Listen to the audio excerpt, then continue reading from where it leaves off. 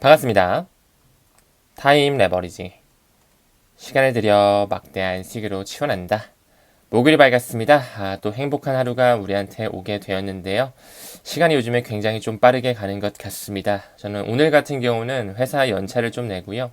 신사임당이라는 채널에서 감사하게 인터뷰 요청이 와가지고 오전에 거기 갔다가 오후에는 떠먹여주는 TV 또 2차 인터뷰가 잡혀가지고 오늘 인터뷰가 또 두 차례나 있습니다. 또 이번 주 토요일에는 제 7번째 오프라인 컨퍼런스가 있게 되고 우리 에이플 회원님들과 만나게 될 것 같고요.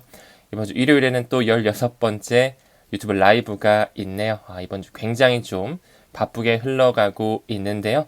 여러분들과 함께 할 수 있음에 대단히 감사한 하루하루고요. 늘 초심을 잃지 않기 위해 노력하고 있습니다. 아무쪼록 금일도 함께 성장해 주심에 대단히 감사드린다는 말씀 전달드리면서 시작해 보도록 하겠습니다. 최근에 리플의 가격 움직임이 범상치가 않았죠. 시장에서 주목받을 수밖에 없게끔 연출이 되고 있는데요. 신규 개인 투자자들도 조금씩 들어오시는 것 같고요. 무엇보다 우리가 초점을 맞춰야 되는 것은 기관이죠. 그 고래들이 리플을 지금 현재 공격적으로 아직까지도 매집하고 있다라는 것입니다. 어제 새벽을 기준으로 업비트 원화마켓에서 리플의 가격 4,000원을 터치한 바 있었죠. 지금 현재 방송을 촬영하는 시점으로 4,000원을 자랑스럽게 뚫어줬습니다. 수익권에 진입하신 분들 모두 축하드린다는 말씀 좀 드리고 싶고요. 저는 이 기사에서 약 7년 만이라고 하는 이 워딩이 굉장히 좀 눈에 띄게 들어오는 것 같습니다. 지금 현재 리플 XRP의 전체적인 차트를 봤을 때 지금 이때가 2017년도, 18년도였거든요. 이때 280일 동안 600배 정도가 상승했던 이력을 보여줬어요. 지금 현재 차트를 봤을 때 삼각 수렴을 보여주는 7년간 굉장히 가격이 눌려왔었다. 2020년, 2021년도의 그 패턴에도 비트코인, 이더리움은 그 전고점을 다 넘어갔는데 XRP는 2,000원 초중반 선에 머무르면서 가격 눌림을 받았죠. SEC의 공격으로요. 그쵸? 또한 법적 소송도 4년이 넘게 끌어왔습니다. 너무나 오랜 시간 동안 가격을 눌러왔고 에너지를 응축시켰기 때문에 많은 대중분들께서 지금 이미 너무 많이 오른 거 아니에요? 불과 미국의 대통령 선거가 있기 전 약 3개월 전만 하더라도 동전 가격이었는데 이미 너무 많이 올랐다라고 할 수 있겠지만 지금까지 세력들이 눌러놨던 그 에너지 응축 시기를 보게 된다면 아직 시작조차 안 했다라고 좀 말씀드리고 싶습니다. 저는 개인적으로 올해 1분기 안에 전고점이죠. 약 5,000원을 넘어가는 움직임이 나올 것으로 보고 있습니다. 물론 저 역시 가격을 정확히 예측할 순 없겠지만 최소 저번 올타임 하이 5,000원 선 정도는 충분히 넘어갈 수 있지 않을까 고대하면서 계속 수량 모아가고 있으니까요. 여러분들도 여러분들의 재정 상황에 맞게 천천히 본인의 수량 모아가셨으면 좋겠습니다. 아마 리플이 1달러가 되고 1,500원, 2,000원을 넘어가면서 2달러가 넘어가는 시점 다시 떨어지겠지. 그래 리또속이 올 거라고 하면서 지금까지도 가격 하락을 기다리시는 분들도 계실 것 같은데요. 어쩌면 그들이 다시 한번 크게 올리면서 3달러 이하로 살 수 있는 마지막 라스트 찬스가 될 수도 있다라는 것 저 또한 말씀드리고 싶네요. 우리가 단기적인 어떤 시장 흐름에 대해서 예측할 순 없겠지만 중장기적으로 본다면 아직 리플 XRP가 갈 길은 한참 많이 남아있다. 현저하게 저평가되어 있다라는 개인적인 생각 공유 드리면서 넘어가도록 하겠습니다. 다음 기사 봤을 때 리플의 CLO 최고 법률 책임자죠. 스튜어트 알데로티가 게리 겐슬러의 삶이 이제 머지 않았습니다. 이제 지금까지 그들이 말도 안 되는 이슈로 눌러왔던 그 법적 공방, 암호화폐 업계에 대한 전쟁이 끝날 것이라고 얘기하고 있습니다. 리플의 소송만 하더라도 4년이 넘는 시간 동안 질질 끌어왔습니다. 2020년 연말이죠. 12월 달 정도에 미등록 증권을 판매했다는 혐의로 지금 현재 게리 겐슬러 이전이었던 제이 클레이튼이라는 사람이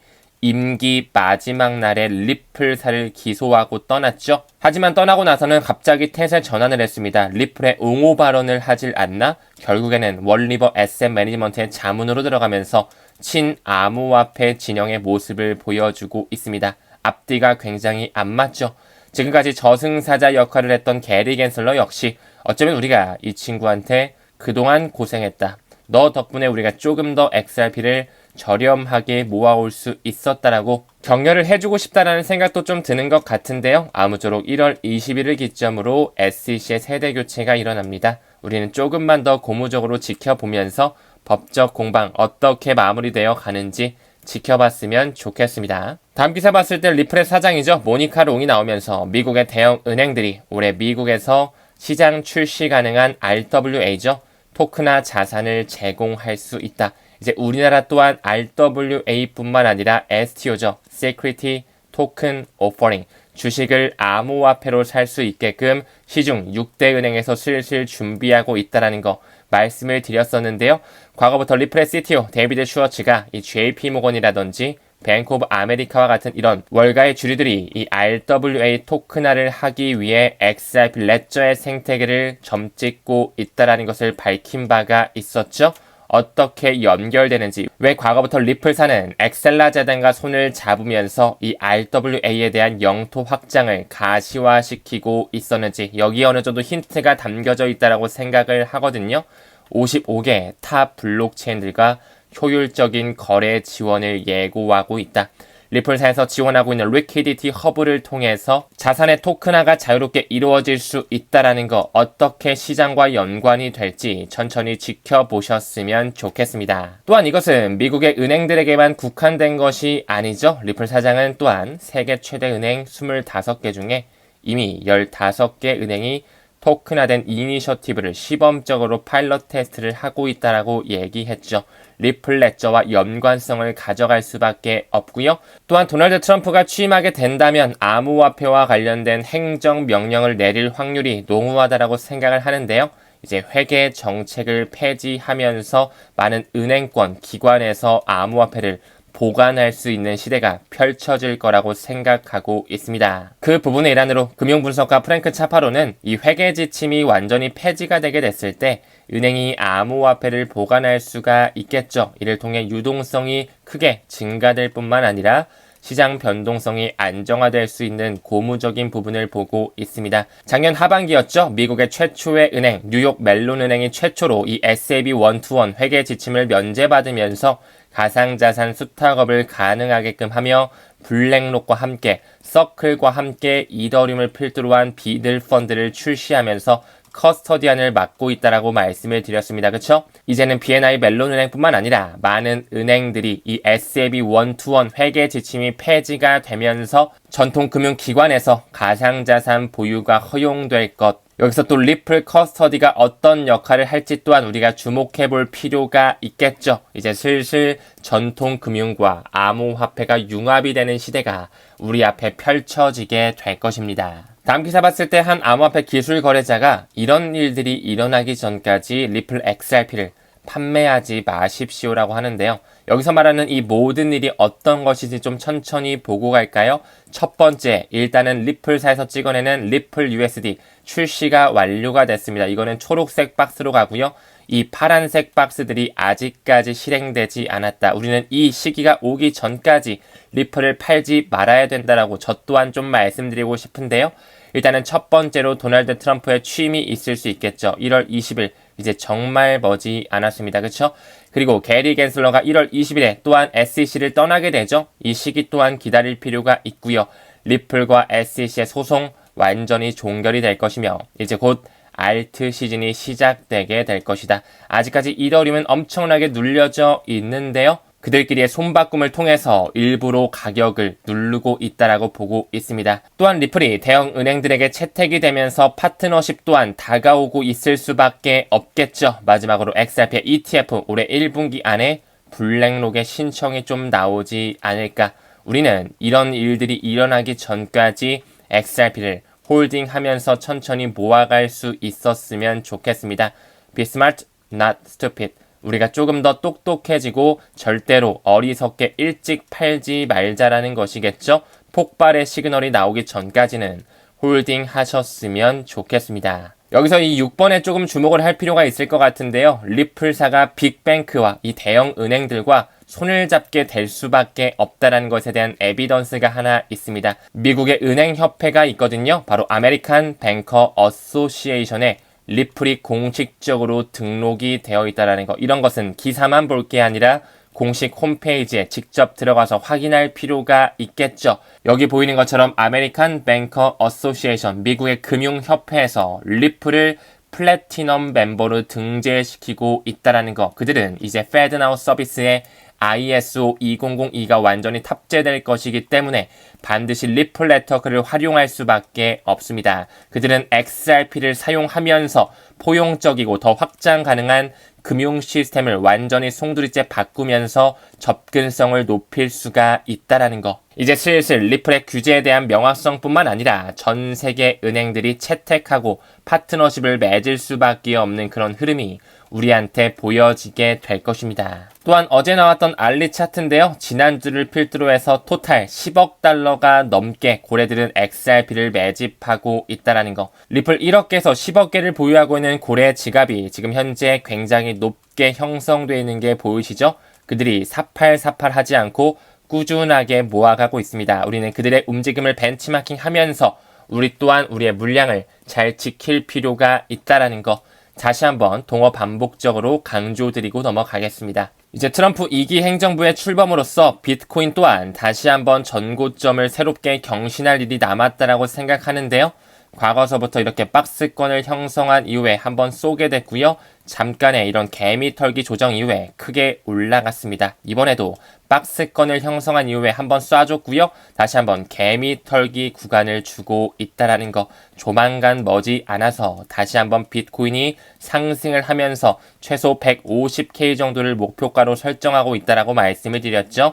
하나 기준 약 2억 원 선이 온다면 우리가 어느 정도 인간 지표를 보고 미디어가 어떻게 실리는지를 보면서 분할 매도 시장을 조금씩 빠져나올 수 있는 수익화 전략 또한 반드시 필요한 한 해라고 말씀을 드렸습니다. 지금 현재 골든 크로스가 조만간 임박해 있다라고도 말씀을 드렸죠. 이 MA 100일선이 200일선을 추월하면서 곧 알트 시즌 또한 충분히 불어올 수가 있다라는 거. 이더리움의 폭발의 시기 그렇게 머지 않았다라고 생각합니다. 주식과 코인 시장이 좀 달려주려면 매크로 경제가 좀 받쳐줄 필요가 있겠죠? 이제 도널드 트럼프가 취임을 하게 되면서 러우 전쟁의 종전 시나리오가 좀 논의되고 있는 모습이 연출되고 있습니다. 그들은 2022년도에 러우 전쟁을 만들어대면서 러시아를 스위프트 1.0망에 배제시켰죠?